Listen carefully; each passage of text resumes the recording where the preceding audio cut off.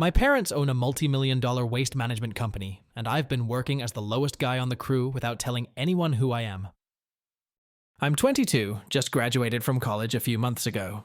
While my classmates were polishing resumes and stressing over interviews, my parents sat me down and made it clear I wouldn't be job hunting.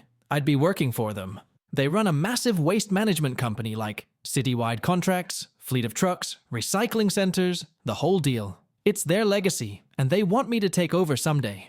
But they also made it clear I wouldn't be jumping into some cushy office role with a fancy title. If I was going to lead the company, I had to understand it from the ground up. Fair enough. I actually respected that. So I started at the very bottom. One day, I was on a truck hauling trash bins in the rain. The next, I was elbow deep in recyclables at the sorting center. I never told anyone who I was.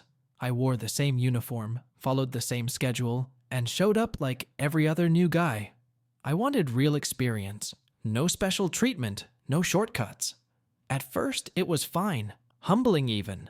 I started to respect the people who do this every day in ways I couldn't before. They're tough. They work hard. But after a while, the vibe started to shift.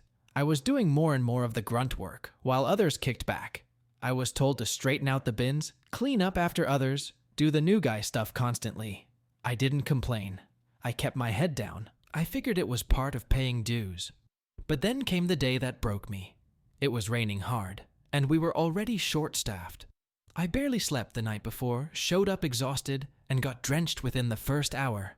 My clothes were soaked. I was cold and running on fumes. Still, I pushed through most of the shift until one of the senior guys, Ron, decided he was done. He dumped the rest of his tasks on me and said, "You're the new guy, you handle it. I gotta leave early."